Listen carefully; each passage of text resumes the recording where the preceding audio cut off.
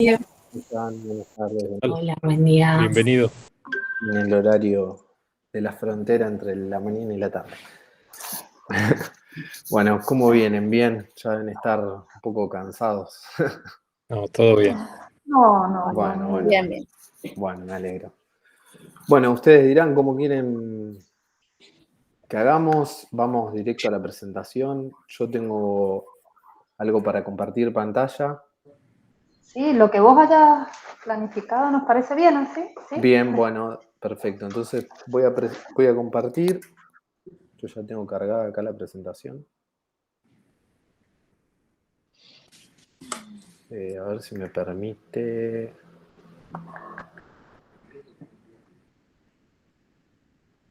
A ver, me está pidiendo un permiso para grabar la pantalla. Se ve que es... Vamos a... Un segundito.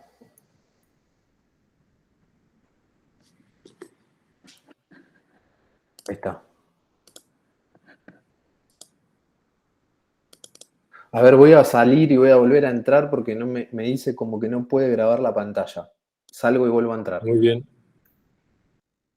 Bien.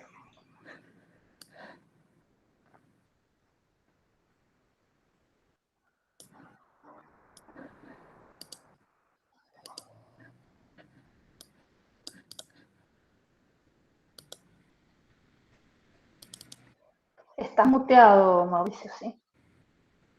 Ahí. Ahí están viendo mi pantalla. Ahí está. Sí. Bueno, le voy a cambiar el modo de presentación. Bien. Yo no los veo a ustedes, pero ustedes me ven. Sí, Bien, y ven la presentación. también. Bueno, genial. Yo tengo una pantalla de apoyo acá, por ahí si ven que miro un poco para allá porque estoy mirando la pantalla como para ir siguiendo la presentación. Bueno, genial entonces. Arrancamos, voy a tratar de ser breve. La idea era poder hacer la presentación en menos de media hora, como para después tener un espacio para las preguntas y demás y poder cerrar esa instancia. Bueno, básicamente la idea de la presentación de hoy es comentarles cuál es mi propuesta para el taller, para el taller de diseño, y cuáles son las motivaciones que me movieron a hacer esta presentación. En un primer punto podríamos decir que es esta cuestión de continuar aprendiendo, entendiendo que el aprendizaje es un proceso que no se cierra, uno nunca deja de aprender. Entonces, bueno, ese desafío del camino del aprendizaje, continuar por ese lado.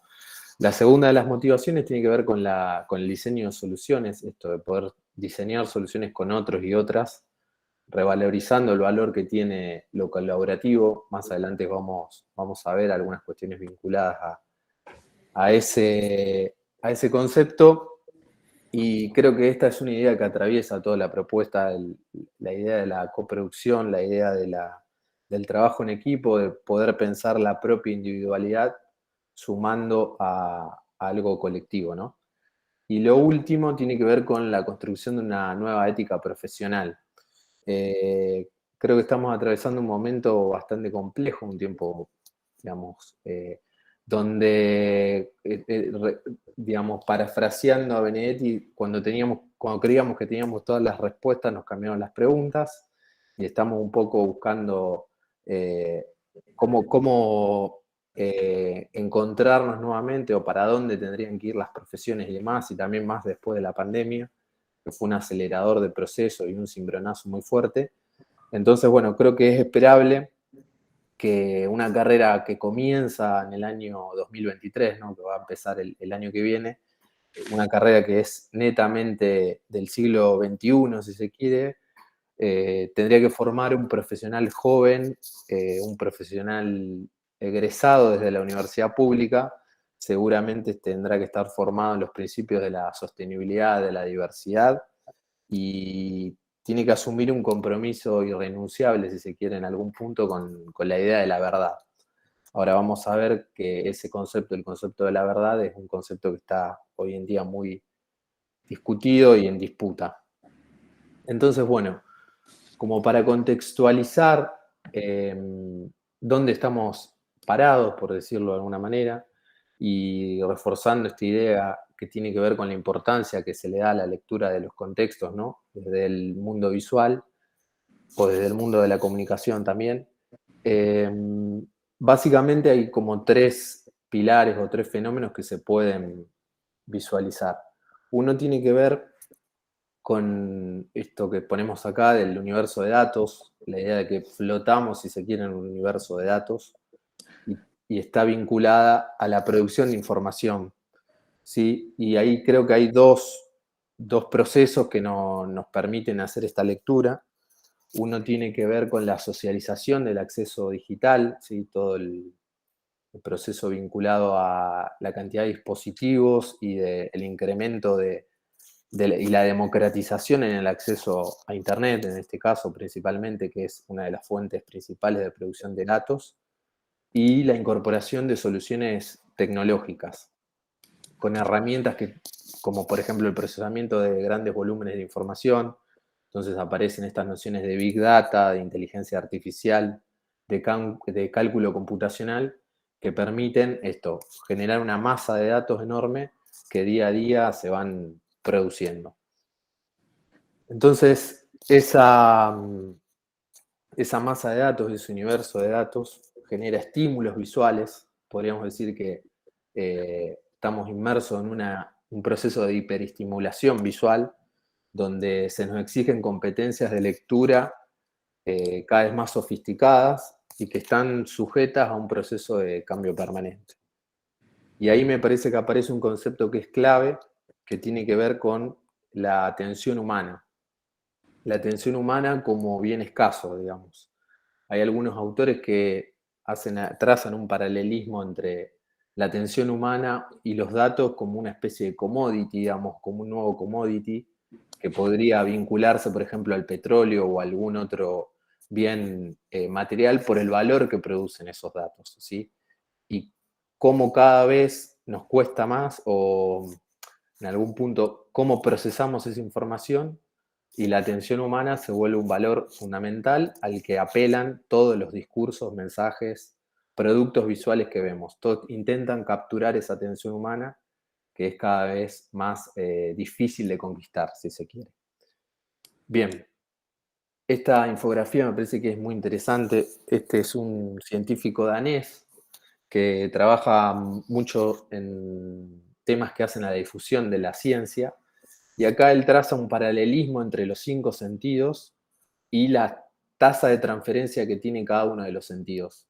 Y nos dice que la vista es el sentido que tiene la tasa de transferencia más alta, si se quiere, que es parecido a una conexión de banda ancha, ¿sí?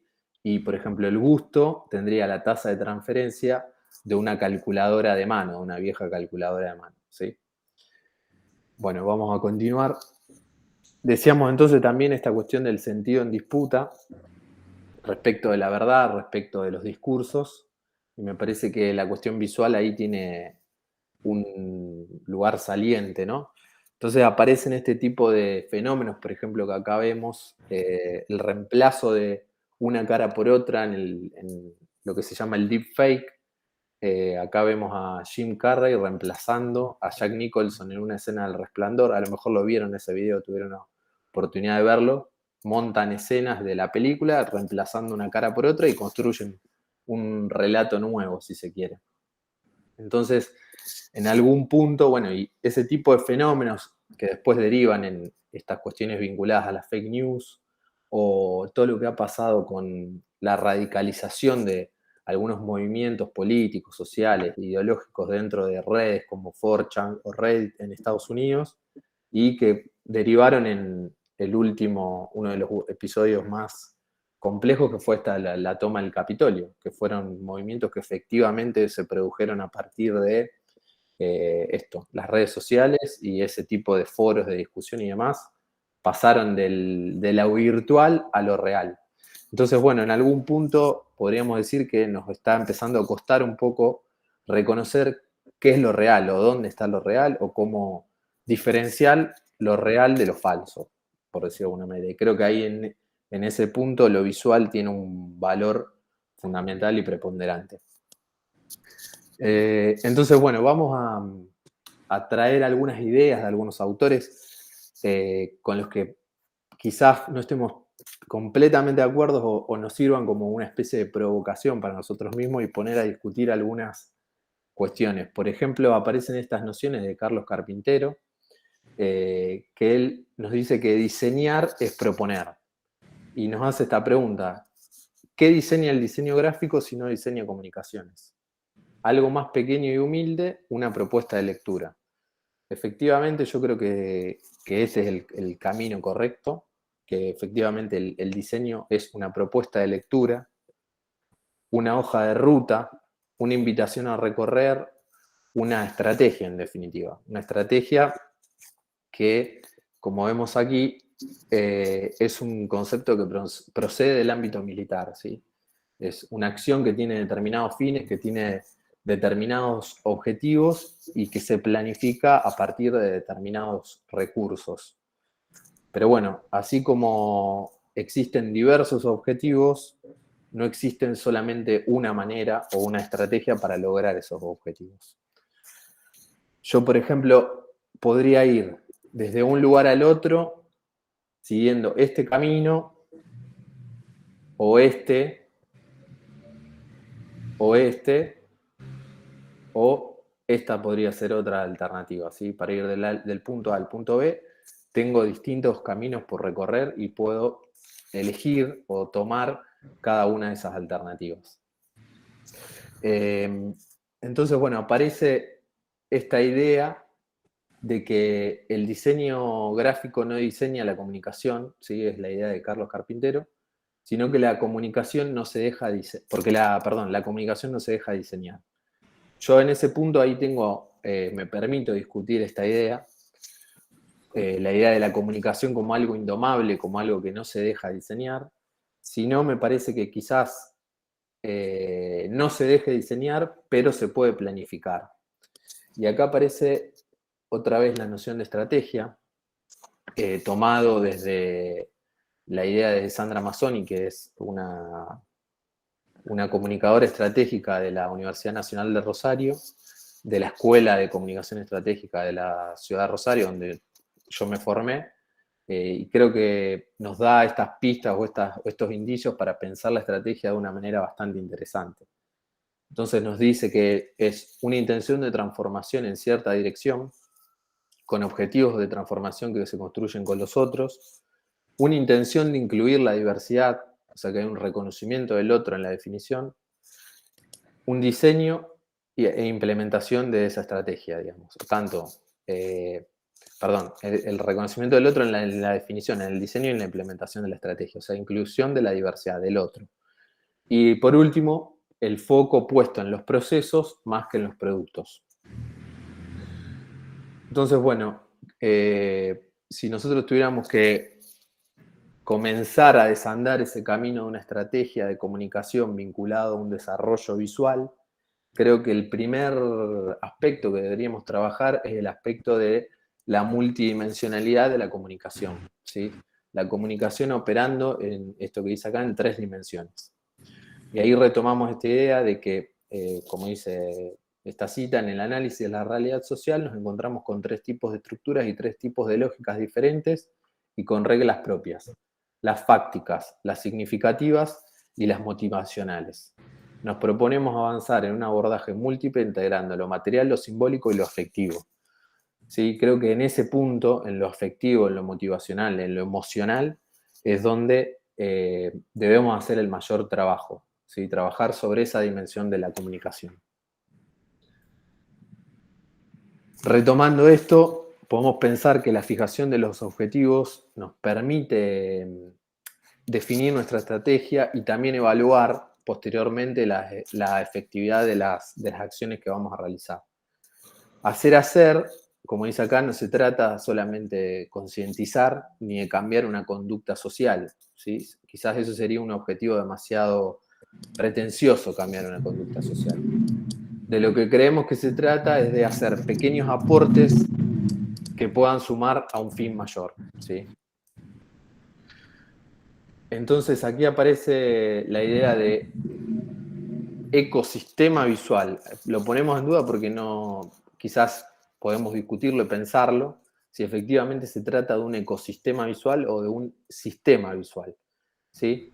Ecosistema en el sentido de pensarlo, vincular distintos elementos que se van vinculando entre sí y que trabajan bajo una lógica interna propia y que, digamos, tienen en cuenta los contextos. Entonces, bueno, ¿qué es lo que puede ese ecosistema visual o ese sistema visual? Creemos que lo podríamos dividir como en dos hemisferios, ¿sí? Por un lado, un hemisferio más cerebral, si se quiere, un hemisferio frío, calculador, rígido, y otro hemisferio más emocional, si se quiere, cálido, desinteresado, blando, por ponerlo de alguna manera, y con distintas particularidades dentro de cada uno de esos hemisferios, o con distintos objetivos o pautas de trabajo dentro de esos hemisferios. Entonces, de un lado, tenemos esta idea de la transmisión, ¿sí? De la precisión y del dejar huella o dejar marca, que está acá explicitado como perdurar, ¿sí? Mantenerse en el tiempo. Entonces, esa transmisión está caracterizada, por un lado, por la linealidad, la verticalidad, la comunicación operativa, ¿sí? Se distribuyen paquetes de información y es una dimensión que corresponde al campo de lo fáctico. Por otro lado, la precisión tiene que ver con lo que hace estrictamente a esto, al aporte de datos duros, ¿sí? Yo necesito tener ese tipo de información en una comunicación visual, saber qué día es el evento, a qué hora, en qué lugar se va a desarrollar, si es gratuito, si es tengo que comprar algún tipo de entrada para acceder al lugar, ¿sí? Todo ese tipo de información. Y claramente persigue la efectividad, o sea, busca un resultado ese tipo de comunicación. Esto que decíamos anteriormente, la idea de perdurar, de dejar una marca, y allí aparece esta cuestión de que debe ser de fácil lectura y reconocimiento, y tiene que apelar a la economía de recursos y al minimalismo, ¿sí? Esas son como las condiciones que debería tener ese tipo de comunicación. Entonces, bueno, algunos ejemplos para ver cómo opera este hemisferio frío, si se quiere, en algunas piezas o en algunos productos. Entonces aparecen este tipo de imágenes o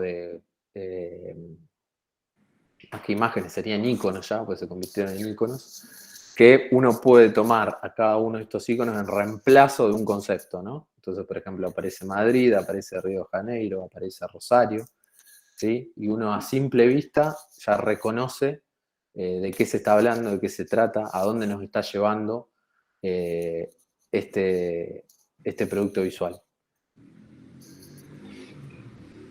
Tenemos también es una especie, creo que es una consultora, ¿sí? Que trabaja temas de, bueno, marketing, coaching y ese tipo de cuestiones. Ellos ofrecen servicios de consultoría y comunicación y tienen algunas piezas que me parecen que son muy interesantes para pensar esta idea que decíamos recién del minimalismo, ¿no? Entonces, bueno, acá tenemos el famoso dicho de la factura que pasa un especialista, un consultor, donde nos cobra 10.000 pesos, vamos a ponerlo, y nos hace el detalle de esos 10.000 pesos. Nos cobró 9.999 por saber cuál es el tornillo que tiene que apretar y 1 peso por apretar ese tornillo, evidentemente, ¿no? Tenemos esta pieza donde vemos, la traducción podría ser que el primer escalón es el más difícil de escalar, si se quiere hacer una traducción, ¿sí? Vean la economía de recursos con la que trabaja, ¿no? Sin prácticamente formas geométricas muy, muy básicas y el color es blanco y negro, ¿sí? Me parece que eso es lo que tiene interesante para mostrar. Y acá esta otra que dice, bueno, repetición, repetición, repetición, termina convirtiéndose en algún punto en reputación, ¿sí? Como esta idea de poder machacar sobre una misma idea, que a la larga el camino siempre termina siendo más largo de lo que uno cree para poder instalar esa idea, ese concepto que está manejando desde lo estratégico. Bien, vamos entonces al otro hemisferio, al hemisferio, si se quiere, cálido, emocional, ¿sí? Que trabaja sobre otros aspectos u otras dimensiones de la comunicación. Entonces, decíamos que, por un lado, identifica, o sea, que otorga atributos y valores y corresponde al campo de la comunicación como articulación social, involucra, porque corresponde al universo de los discursos, y trabaja sobre la emocionalidad. Otra vez acá aparece esta idea que queremos dejar bien en claro, que es la idea de la emocionalidad. Y tiene como valores la heterogeneidad, la multiplicidad, las redes, en oposición al otro hemisferio que trabajaba sobre la linealidad, la verticalidad, ¿sí? La secuencia, podríamos decir también. Y esto es más rizomático, si se quiere, en algún punto. Y el último aspecto que tiene que ver con esto, con hacer. Me hace hacer cosas, podríamos decir. Esa comunicación, esa pieza, ese producto, en algún punto es un llamado a la acción. Me brinda pautas, me da indicaciones. Es muy... Usualmente lo vemos mucho en el mundo de la comunicación en redes sociales, ¿sí? Tienen que ver con esta cuestión de la replicabilidad, de la viralidad, ¿sí? De la generación de comunidad, de sentirse parte de algo que excede a la cuestión propiamente individual. Entonces aquí aparecen este tipo de piezas que tienen que ver, bueno, con estrategias de marketing más que nada, o de marca ciudad, como suelen llamarlos algunos autores. Revalorizar, bueno, Rosario utilizando la imagen de Messi, bueno, Córdoba, Cali en México, Ciudad de México, perdón, Cali en Colombia, y jugando todo el tiempo con esta idea del corazón, de lo emocional, del beso, del afecto, ¿sí? Parece que es interesante el nivel de síntesis que alcanza y el concepto al que apunta. Bueno, voy a acelerar un poquito porque estoy viendo que estamos ahí sobre el límite. Bueno, reforzando la misma idea, esto de no hablar de seguidores, sino de hablar de personas que quieren cambiar el mundo, ¿sí? O sea, la comunidad no son seguidores, son personas que quieren cambiar el mundo. Son personas que quieren ser parte del cambio. Esta es una pieza de Notco, que es una empresa de alimentos que tiene, digamos, persigue la idea de la sostenibilidad, del veganismo, digamos, son alimentos que están producidos, como ellos dicen, a base de plantas.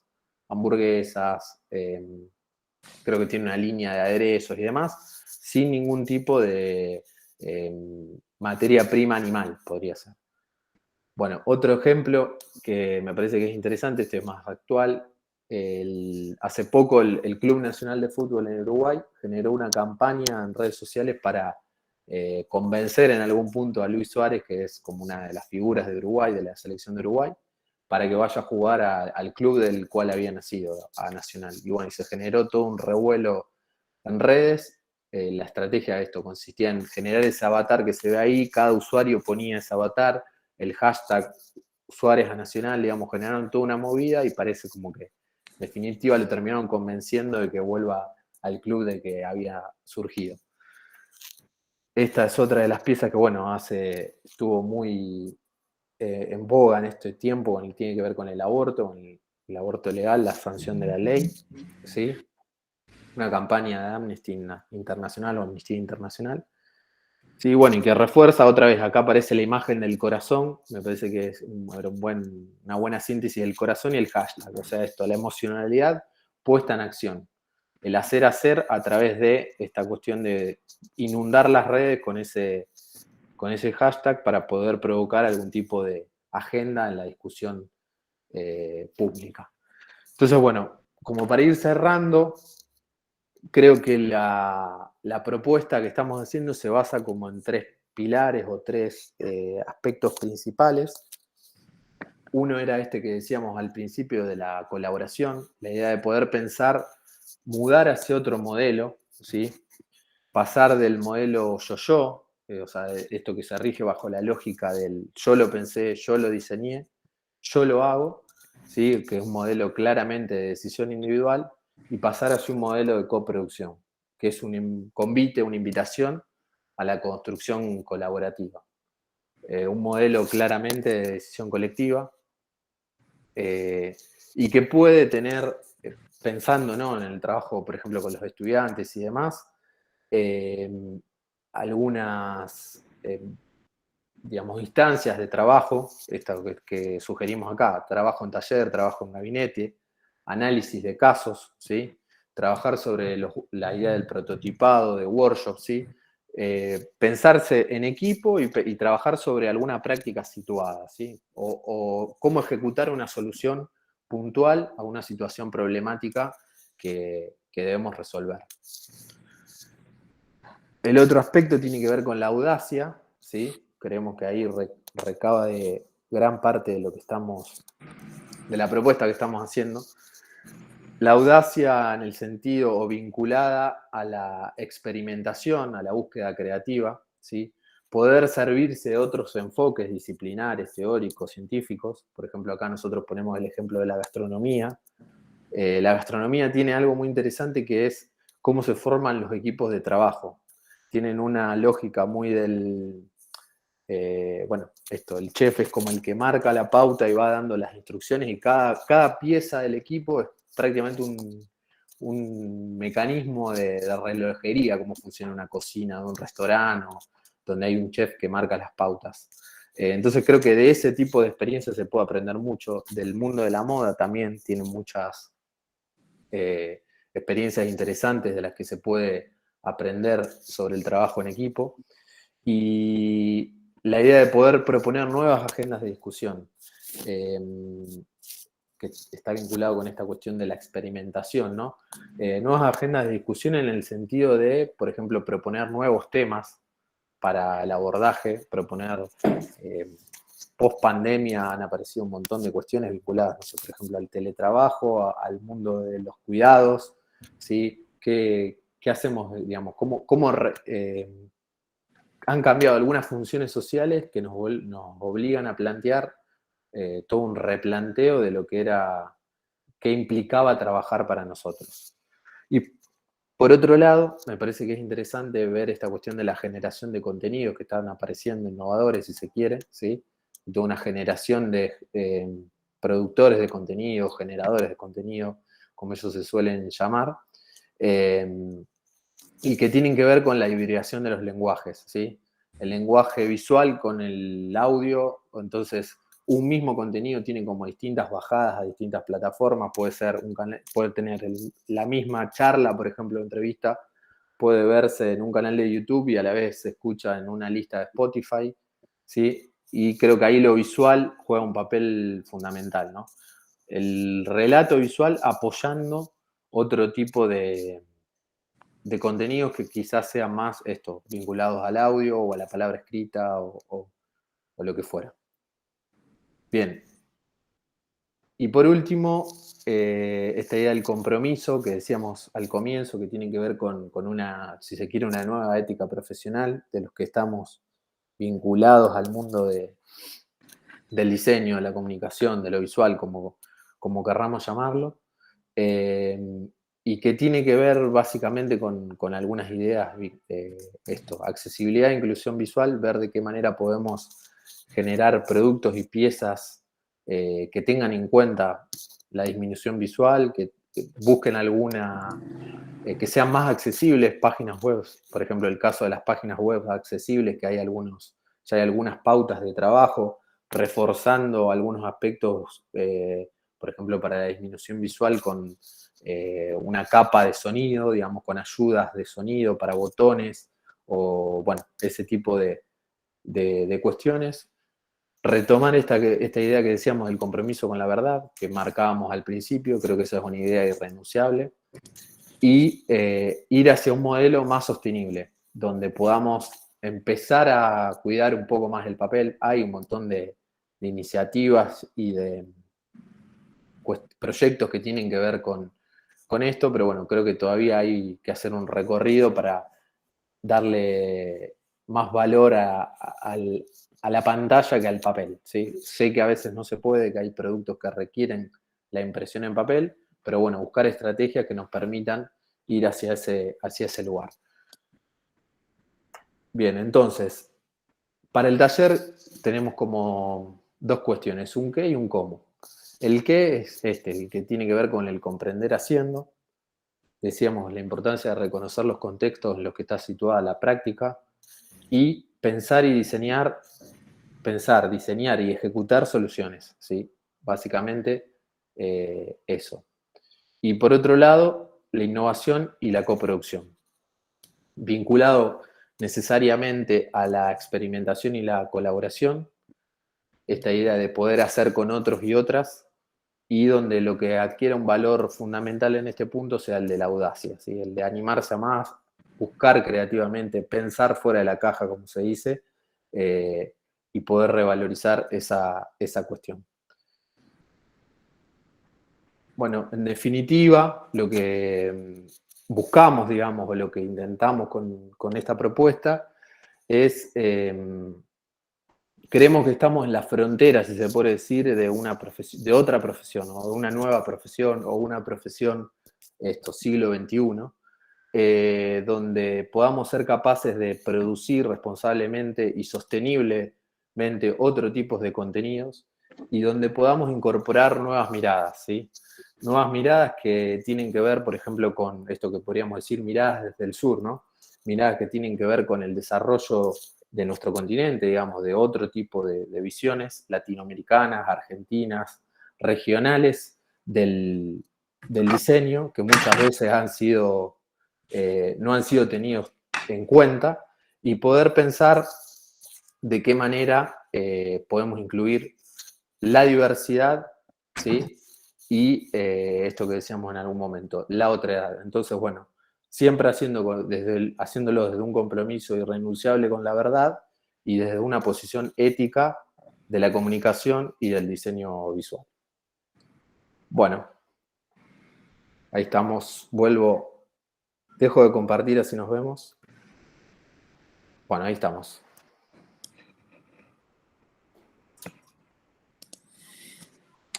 Muy bien. Yo quería preguntar, Mauricio, Sí. muchas gracias. Quería preguntarte acerca de tu experiencia profesional Bien, o docente en el campo del diseño gráfico, bien. más específicamente, ¿no?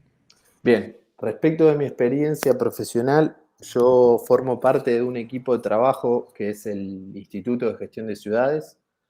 El instituto es una asociación civil, digamos, esa es la figura legal que tiene.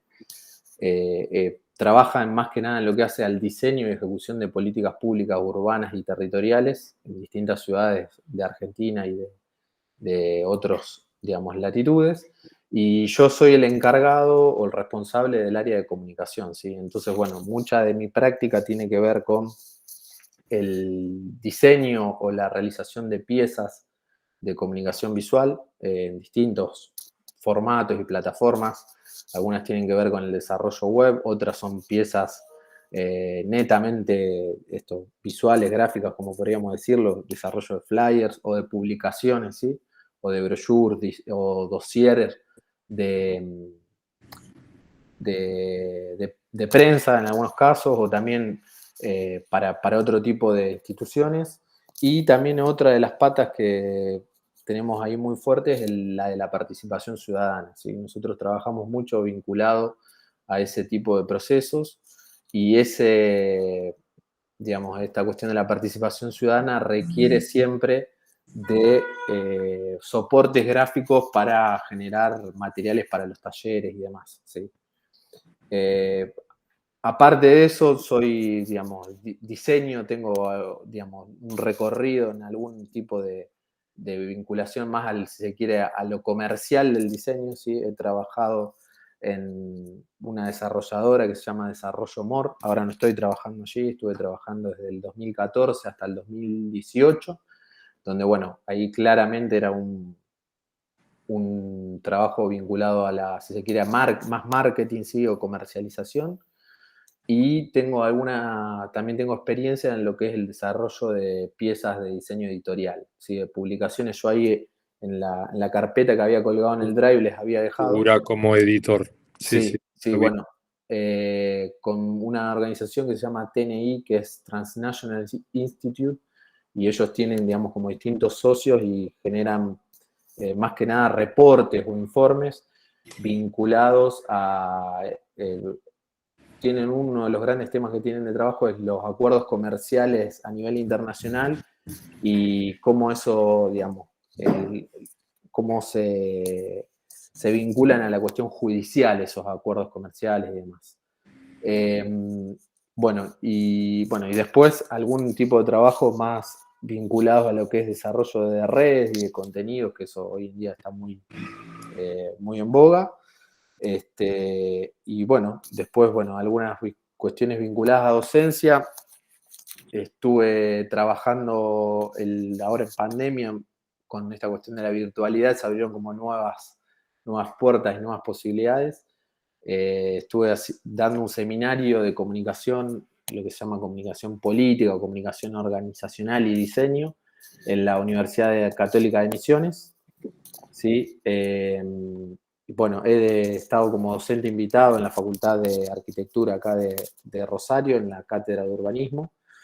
Y mi primera experiencia en el campo docente fue en la Cátedra de Visual Gráfica 1 como ayudante alumno de mi carrera de Comunicación Social. Bueno, y el año pasado terminé la maestría de Comunicación Estratégica, eso, presenté el trabajo final justo ahora hace casi un año.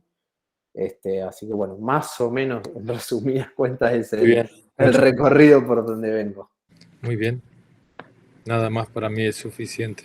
No sé si Eliana y Daniela quieren hacer alguna pregunta.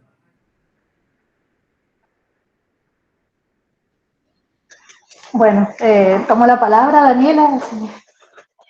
En primera instancia... Dale, Eliana. Gracias. Bueno, en primera instancia, viendo lo que habías subido para que pudiéramos observar, hubieron algunos puntos que, más que una pregunta, te digo que es un compartir en lo que estás desarrollando, por lo menos lo que encauzaste desde la docencia, que era eso de pensar fuera de la caja, ¿no? De pensarnos en el territorio, de mucho de lo que recién expresabas, y de esto del laboratorio visual, ¿no? Eso también fueron dos puntos muy claves, que no sé, tal vez será por el transcurso del tiempo en cátedra y qué sé yo, lo que sí me quedó resonando es el tema de la verdad, que es tan relativa, vamos a decir así. Pero sí me parecieron muy buenos los puntos de conexión que querés desarrollar dentro de una enseñanza o por lo menos una base en la crítica o en la crisis del estudiante, en el aporte que él tiene que dar en lo social. Realmente eso es muy importante, a mi criterio, por lo menos. Sí.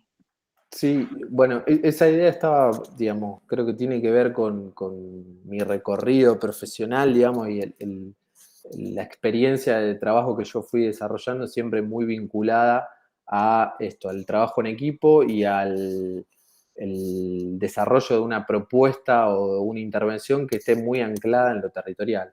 Yo recién les comentaba que esta idea de la participación ciudadana, que es uno de los aspectos que más trabajamos, tiene que ver con eso, tiene que ver con convocar a la ciudadanía a participar de un proceso de discusión, de generación, de coproducción, como estaba ahí marcado, respecto del diseño de una política pública. Ese diseño de política pública puede tener que ver, por ejemplo, con un plan urbano o con una agenda de desarrollo, ¿sí? Siempre vinculado a lo que hace a lo territorial, ¿no? Entonces, uno de los mandatos que en algún punto nos ponemos es siempre esto de abrir a la participación y escuchar al otro, qué tiene el otro para decir. Me parece que esa experiencia puede ser claramente traducida a un espacio de cátedra, ¿no? Más allá de que, obviamente después hay una cierta serie de contenidos y de condiciones y de pautas que hay que cumplir con un programa y unas condiciones de regularización o lo que fuera. Me parece que esta idea del profesor o el docente o la profesora que marca el contenido y el saber y lo transmite de manera vertical hacia abajo y el alumno va, aprendiendo en ese proceso, quizás podría ser revisado. Y esta idea también que marcábamos antes de la ética, me parece que ahí hay un punto muy fuerte. Preguntarnos también nosotros como profesionales de lo visual, qué tipo de comunicaciones o qué tipo de piezas, productos estamos generando y a qué discusión estamos aportando con ese tipo de piezas, ¿no? Si estamos haciendo un compromiso o estamos tomando un compromiso por la sostenibilidad, por la inclusión, por la diversidad, o estamos entrando en una agenda donde continuamos reproduciendo lo que más o menos, digamos, va encaminado. Obviamente entiendo que después también hay otro tipo de objetivos que quizás tengan que ver esto que yo les decía antes, el marketing o la comercialización, que tiene otro tipo de objetivos y que son objetivos mucho más puntuales y que en definitiva se trata de vender un producto, ¿no? Vender un producto, digamos, no hay mucha ciencia en eso, hay que tratar de ser efectivo, esto que decíamos de la comunicación como pensada en dos hemisferios, ¿sí? Si tengo que vender un producto, tengo que venderlo y ver de qué manera me valgo de la mejor estrategia para hacerlo. Pero bueno, creo que también uno puede elegir o seleccionar qué tipos de recursos va a utilizar para hacer esa venta del producto. Y el espacio del laboratorio visual o digamos, esto que también se proponían como lugares que tienen que ver con la experimentación, que tienen que ver con la audacia, que tienen que ver con probar, digamos, me parece que ese tipo de experiencias generan, digamos, vínculos mucho más fuertes entre los estudiantes, de los estudiantes con los docentes, con el cuerpo docente, y a la vez te permite esto, pensar una práctica situada. A ver, tengo que resolver este problema con una determinada cantidad de recursos que muchas veces son limitados, que puede ser tiempo limitado, recursos económicos limitados, digamos. ¿De qué manera yo puedo ser capaz de hacer una propuesta que sea lo mejor posible para poder destrabar en algún punto esa situación, ¿no? Pero bueno, esa era más o menos la idea, el concepto de lo que se quería trabajar con eso. Sí, sí, bien, bien, bien. Bien, por ahí me tomo de esto último que dijiste, que lo planteaste con una propuesta en algo que me va resonando también. Y entonces proponés como algo innovador esta idea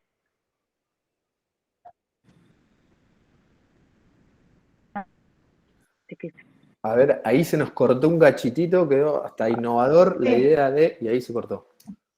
Daniela se cortó un poco. con Ahí situar. te perdimos. Dale. Voy de nuevo, intento. Bien, voy a los vídeos. Bien, vos propones como una idea innovadora, ¿sí? Sí, hasta ahí te sigo. Bien. Y en realidad, porque nosotros lo que se está concursando es un taller de diseño gráfico que tiene, digamos, sus bases históricas en el desarrollo. Ay, vos sabés que lo pierdo, no sé si ustedes lo llegan a escuchar. No. No, A lo mejor por el chat podemos. No se escucha. A ver, voy de nuevo.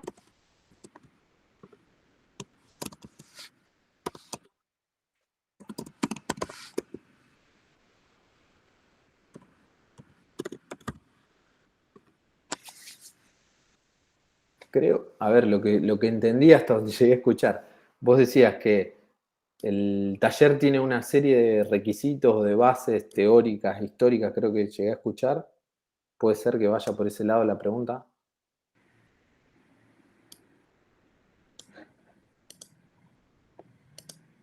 No se escucha. No, ya no se escucha. Yo por lo menos no le escucho. Se ve que tenía muy baja señal de conexión. A veces apagando la cámara se resuelve, pero bueno, se ve que estaba con un problema en la conexión.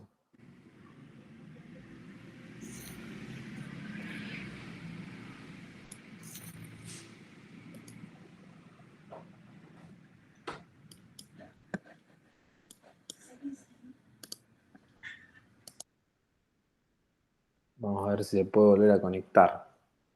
¿Habían tenido problemas durante la mañana o ahora se...?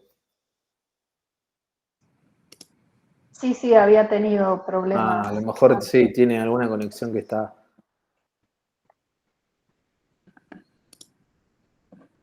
Y estas son las cosas de la virtualidad, que te da alguna posibilidad y te saca otra.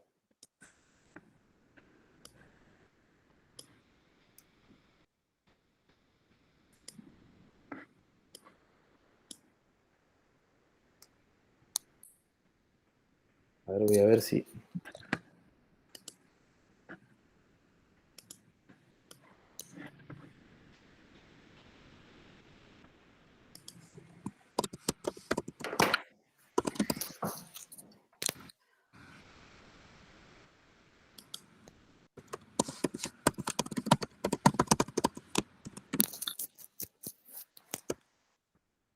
A ver, ahí se conectó Daniela. Hola, Daniela.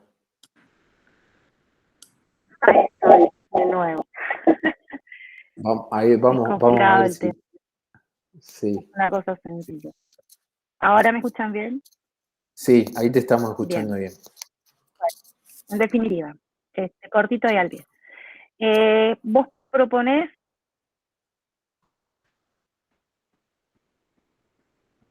Uy, se volvió a cortar. Quizás apagando la cámara. Puede ser que...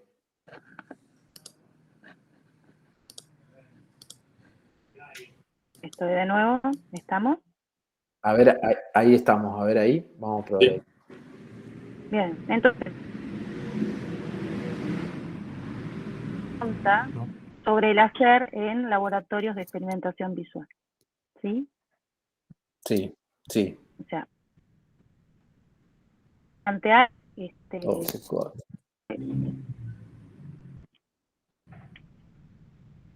ver o la materia, Yo no la estoy escuchando. no. Se va, como que se va y viene el sonido.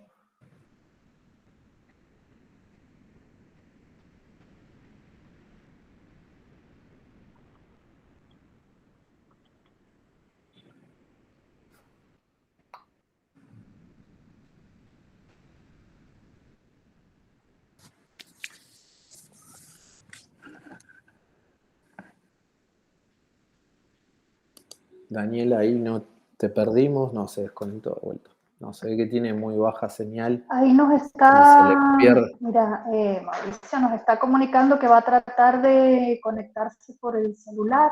Esperamos un Dale. segundito, por favor. Sí, sí, no hay apuro. Más que nada, por ahí a lo mejor ella se apaga la cámara o se conecta con los datos del celular, a lo mejor. Y tiene mejor conexión. Ahora vamos a... Bien. Sí, sí, no hay apuro. Ahí está. Ahí Ahí está. te vemos bien, Daniela. Lo único que estás muteada. No te vemos, pero no te escuchamos. Ahí estoy, ahora sí, ¿ok? Ahora sí. Ahí está, Bueno, ahí está, ahí está. disculpen esta cuestión tecnológica. La Bueno, virtualidad tiene entonces estas decía cosas. esto, digamos, es inviable proponer un laboratorio visual en tanto, digamos, el mismo desarrollo del dictado de la asignatura se debe montar sobre un Sí. proceso de experimentación visual o de desarrollo visual, ¿sí? Digamos, tomarlo desde esta idea o concepción de laboratorio que está relacionado con el proceso del trabajo, de confrontación, de experimentación. Ese es uno de los puntos que me parece que hay que marcarlo. Lo otro, coincido con Eliana en términos del concepto de verdad, ¿no? La verdad es absolutamente relativa. Las existencias de verdad, digamos, van a ir modificándose dependiendo del aquí y ahora.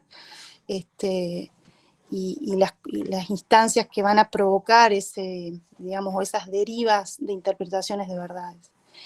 Y en ese sentido también entender que cuando hablamos de diversidad de otredad, digo, porque acá parece como una cuestión de mucha... de plantear, digamos, aquello que es... Pareciera ser que lo bueno o lo malo en términos del abordaje de desarrollos en diseño. Entonces, como que lo comercial no estaría estando tan bien, ¿no? Y que uno tendría que tomar esa decisión de llevar adelante como política pública lo social. Claramente yo coincido en esto de que yo vengo trabajando, son cuestiones también que a uno lo motiva, pero uno también entiende que existe, digamos, en la semiósfera o en el mundo, estas existencias, por lo tanto, digamos, en ese proceso del hacer y el enseñar, está constituido por todo esto. Por lo tanto, digamos, la línea es muy difícil plantear porque esos otros o esas diversidades también están involucradas en esos otros ámbitos, ¿no? Sí. Como para pensarlo también un poco, ¿sí? Sí, quizás es cierto que mucho de lo que está planteado tiene que ver con, bueno, lo que decía yo hace un ratito, que tiene que ver con el recorrido profesional de uno y vinculado a la cuestión del desarrollo de lo público, pero en ningún momento se deja de lado la cuestión de lo privado. Si uno pudiera hacer esta distinción tan tajante entre lo público y lo privado, que me parece que es casi imposible de realizar hoy en día, porque de hecho, y más desde el mundo de la comunicación y de lo visual, donde están completamente imbrincados porque trabajan sobre los mismos lenguajes y con los mismos recursos. Y uno podría pensar que quizás lo público tomó mucho del relato y de la narrativa de lo privado, digamos, hasta el punto de que quizás uno vea hoy una pieza de comunicación de una acción pública o política y pueda emparentarla directamente con digamos, con algo del mundo de lo comercial o del marketing o de lo que fuera, ¿no?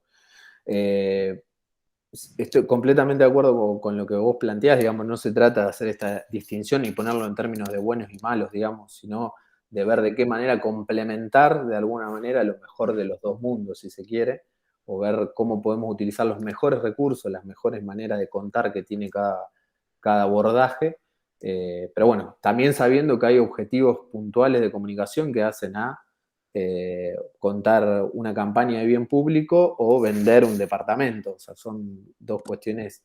Después se pueden valer de los mismos recursos gráficos, visuales y demás, pero tienen objetivos distintos. No estamos diciendo con eso que uno sea mejor o peor, son justamente diferentes, distintos. Y uno ha, digamos, participado, trabajado y aprendido de las dos cosas.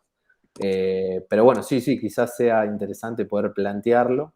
Y me parece esta cuestión que vos marcás de no ponerlo en términos binarios, ¿no? De lo bueno, lo malo, o esto, digamos, pues no existe eso. Si estamos cuestionando la idea de la verdad, también tendríamos que poder cuestionar esto de decir, hay unos buenos y unos malos.